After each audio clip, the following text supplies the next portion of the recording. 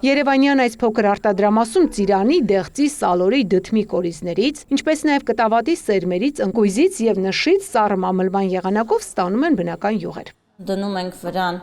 այս քարիկ անվանեմ, ինչ անվանեմ, որպեսզի մետաղի հպում առհասարակ չլինի սերմի հետ։ Եվ հետո նոր արդեն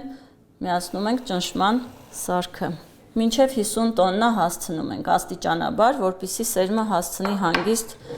յուղազրկվել։ Այս եղանակով առանց թորման ստացված յուղը պահպանում է իր սննդարար արժեքը, լինում է թարմ ու բնական։ Տարան դնում ենք այնպես, որ որևէ օդի հպում էլ չլինի, այսինքն յուղը քամվում է միանգամից տարայի մեջ։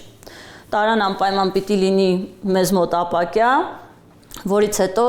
շշալցվում է միանգամից մուգ ապակյա շշերում։ Մասնագիտությամբ սոցիոլոգ Արփինեն մայրանալուց հետո սկսեց խիստ ուշադրություն դարձնել սննդակարգին։ Առաջին մեծ փոփոխությունը ընտանեկան խոհանոցում օրգանական յուղերի կիրառումն էր։ Նախ կտավատի յուղն էր, որը մինչ այսօր տանը թաթախում են հացի մեջ ու ուտում։ Քանի որ յուղերը շատ ենք օգտագործում եւ ուզում ենք համտեսել տարբեր համեր, կունենանք մեր սարքը եւ կքամենք մեզ համար այնքան որքան կցանկանանք, այն հումքը կընտրենք, որը որ կցանկանանք եւ այդպես ստեղծվեց գաղափարը, որ կարող ենք նաեւ ունենալ սեփական ընտանեկան գործ։ Արդեն ունի 15 տեսակի յուղ, որոնք հարուստ են վիտամիններով ու օգտակար ճարպաթթուներով, կիրառվում են ոչ միայն սննդակարգում, այլև մաշկի խնամքի մեջ։ Առանձնահատուկ են սև քիմիոնի եւ մեխակի յուղերը, նույնիսկ մեկ կաթիլը կարող է այլ յուղին հաղորդել յուրահատուկ համ ու բույր։ Բոլոր յուղերն էլ կարելի է օգտագործել չափավոր քանակով առանձին կամ ցանկության դեպքում յոգուրտի ու մածունի հետ խառնված։ Արտադրությունում մեծ կարևորություն է տրվում նաեւ հումքի որակին եւ դրա հայկական ծագմանը։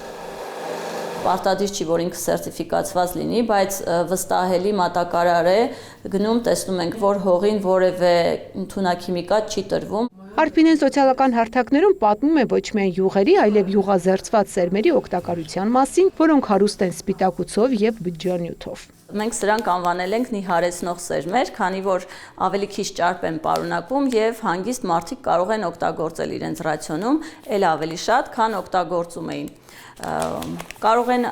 սրանք ավելացնել օրինակ հացին, եթե թխում են հաց, աղալ որպես ալյուր օգտագործել խմորեղենի մեջ։ Արփինեի խոսքով արտադրությունը փոխել է իր մտածելակերպը։ Նա վստահ է, որ նույնիսկ ամենափոքր ռեսուրսը կարող է դառնալ արժեք, որի վրա կարելի է կառուցել բիզնես եւ կյանքը դարձնել ավելի ներդաշնակ։ Ես արդեն գտել եմ այն, ինչ փնտրում եի այս կյանքում։